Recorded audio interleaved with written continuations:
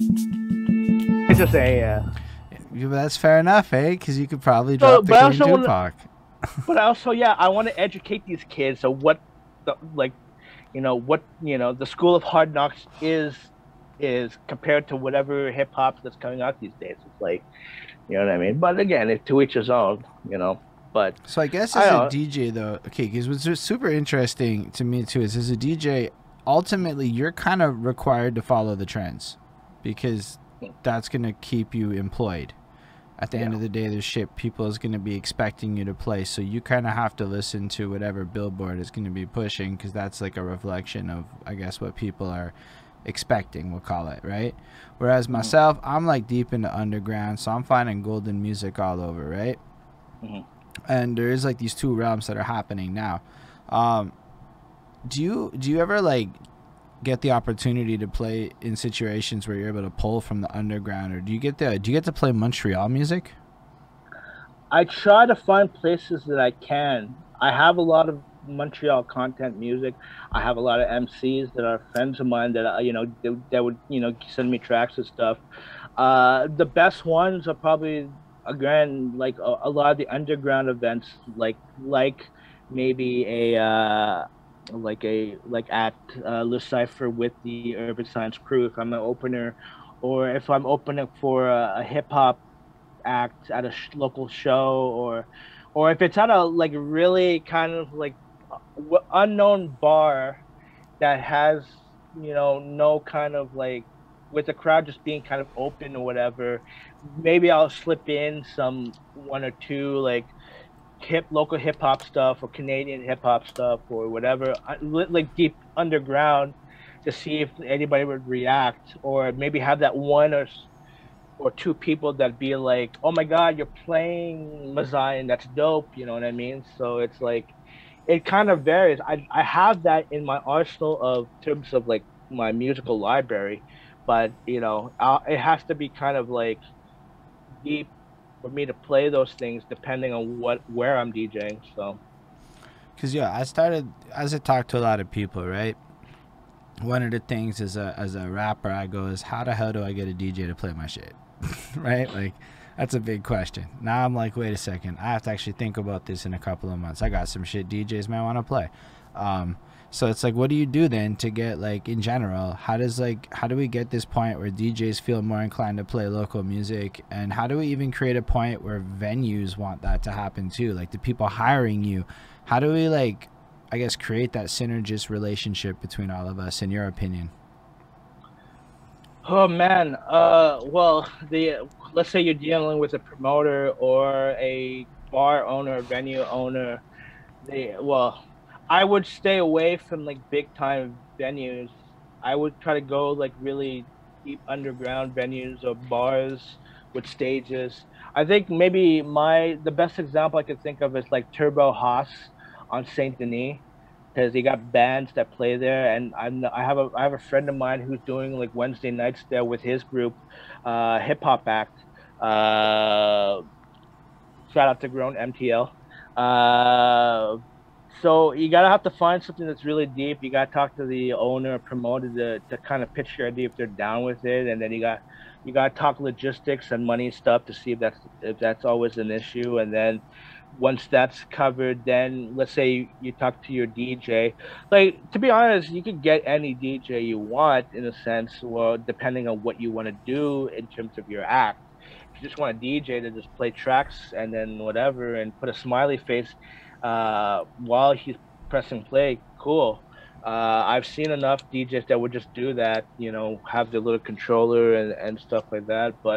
Um, but again, that's just for me personally. That's just not me. Like, I rather, if I was gonna open up for an MC, I obviously we got to have a good connection, a good, not connection, but good communication, and see what they want to do, or if they want to do flip stuff, or be creative on whatever. That's kind of where that MC and the DJ have to figure out something. But I think locally there are a lot of places here in Montreal.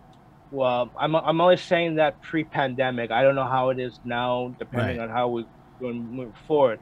But there's so many places that you can do, or just like you can always just rent like a little area and that has a stage and just throw something underground and stuff like that. So like you can go old school route and just like do a like get a abandoned warehouse and whatever or just something. But that all just depends on what you want to do or what you want to get or what you want to organize. You know what I mean? But I Personally, think yeah, I want people to care.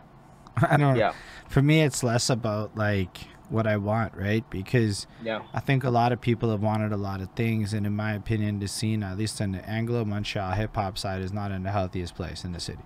We could do a little yeah, bit better. So it's like yeah. in my head, it's like you're a DJ, man. You know a lot about parties, you know a lot about vibes and stuff. So it's like, what do you do to like evolve the situation? Man, I think for DJs, like I'd love my goal would be to like throw my own type of underground party and get myself another DJ so we could do a back to back and just play tracks all night and get the people going and just play whatever suits the crowd. I maybe would invite I but this is just me though, but I would definitely cuz I love the best ones that I like in terms of like hip hop shows are shows that you could like for like if you invite like let's say b-boys to come in and just groove throughout the night and just play old school hip hop tracks, jams and poppers and stuff and get that going. Something like along the lines of like an Under Pressure but just more underground. But again, that's just something where I don't know if this day and age how many people here in Montreal would be into like going to that. And again, this is me speaking pre-pandemic. Mm. Like it's a I little bit would tougher I would now. argue there's a high okay. So I think the scene is like this. Whatever you Okay. think of, there are definitely enough people that want to do it. The problem Yeah. is how do we find the people that want to do it and get them to show up? And the downside to that, in my experience, is like if you take a cipher, they're at what volume like fucking 400 and change or some shit like that. Like they've done it forever and ever. I don't know actually know Yeah. how high it is. It took them like years and years and years to establish Yeah. their reputation. Like usually it's Yeah. just that the first like 10 of them aren't lit, so Yeah. people don't Well, really like run it. that's always in terms of events or projects. That's always a given where unless you're a big time celebrity or you're big on YouTube, Facebook or whatever or on Instagram. I mean on not Instagram.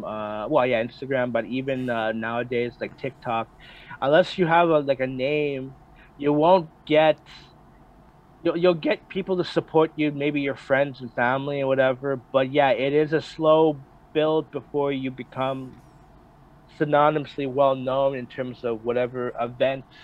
So I think it's just the willingness to find people that are at least willing to give it a shot for at least a few times before anything. So, and it's tough because I've seen enough people do projects or do events whereby a couple of weeks later or two or a few months later they kind of stop because either it's costing them money or lack of interest. So it's just one of those things where if you're really committed to do it, you just gotta have to beat the hurdle to try to, and that's kind of I guess with urban science, yeah, they've done it for X amount of years and but yeah, from the stores that I know, because they started in a small ass kind of venue at Blurry, or even before that, and then Blurry was just kind of like a small, and then they progressed to getting bigger venues, and then because a lot of people were starting to show up, and they figured out that Thursday nights was their best nights to have it, and they changed concepts pretty much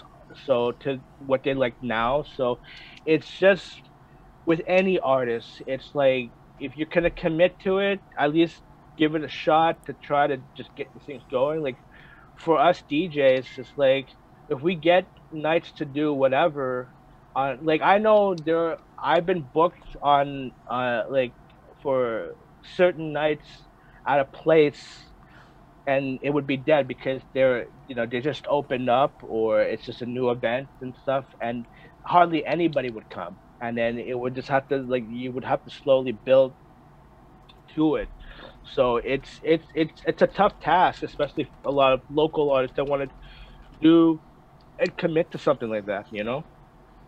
Yeah, I guess that's the harsh reality of it, right? Like nothing Yeah. is easy in this, Yeah. and like oftentimes it's not going to be like your first runs, or oftentimes I find what happens is actually your first one goes really well, and then it dips.